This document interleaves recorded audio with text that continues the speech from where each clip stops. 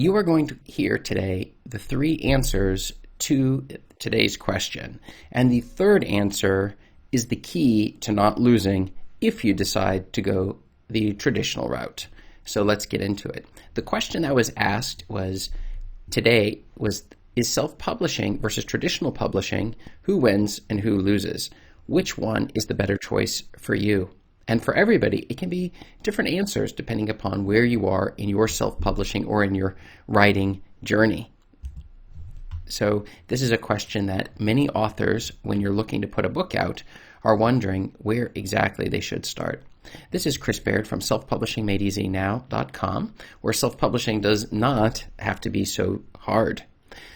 Go ahead and hit the subscribe bell if you would like for me to make more videos like this one, and check out below in the description for my self-publishing checklist, which will help you on your self-publishing journey for free there. So let's get started.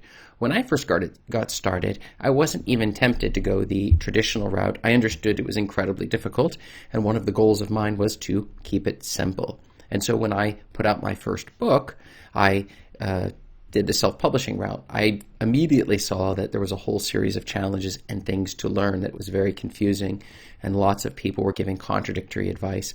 And the question then was, what exactly is the best way to go about doing this if I want to make sales? Because I put the book onto the market, I broke all sorts of basic rules that you should be doing when you're going to put your books on the market, and the end result was very few sales.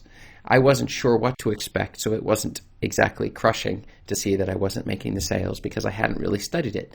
But after getting into it a while, I began to understand it didn't have to be so hard, and that by following the right steps, you'd be able to see the sales that were coming through that route. And later on, after studying even more, I began to understand how exactly, if I were to want to go the traditional route, what would be required there. So let's get into the answers. Traditional publishing gives you more status since you were selected by some major publishing company. That is to say, whereas with self-publishing, anybody can put a book out, but with traditional publishing, it requires that there's a gatekeeper, that you actually sent the book in, the manuscript, and it's either accepted or rejected. The downside of the traditional publishing is that, one, you either need connections within the publishing company in order to get accepted. 2, you're going to need that your book is of the highest quality possible, and that means you're going to have to sort of understand exactly what it is the readers, the market that's out there are wanting to buy, which types of books are selling already. 3, you're going to need a following at some level if the traditional publishers are going to want to give you a chance, since they are looking to get a return on the investment that they're going to put into your book. And in the end, they probably will not be marketing your book. You're going to have to do that yourself. So a lot of the steps that you would have to do with self-publishing, you're going to have to have already done if you go the traditional publishing route. It's not just about writing a book and then somebody's just going to accept it out of the blue and then you go from there. The second thing is, if you go the self-publishing route, you're going to be able to earn up to 70% in royalties for KDP for books between $3 and $9 and $10 on Kindle Direct Publishing, compared to 12% royalties that you would get if somebody else owns the rights to your book.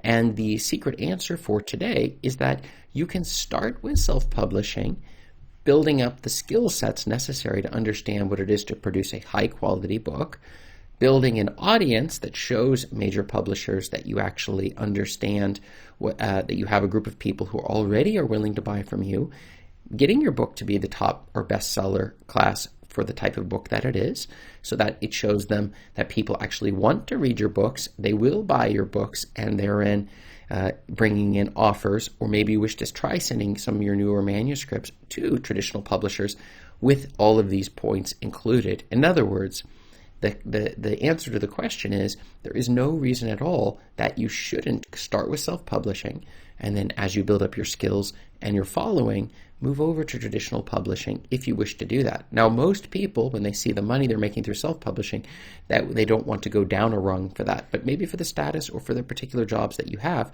it may make a difference for you if you were published through one of the major publishers. So why don't you tell me a little bit about what you have found Have you tried traditional publishing? Have you tried self-publishing? Which one were you able to go from self-publishing over traditional publishing? Let me know below in the comments, and check out above me here for other videos just like this one. Thanks.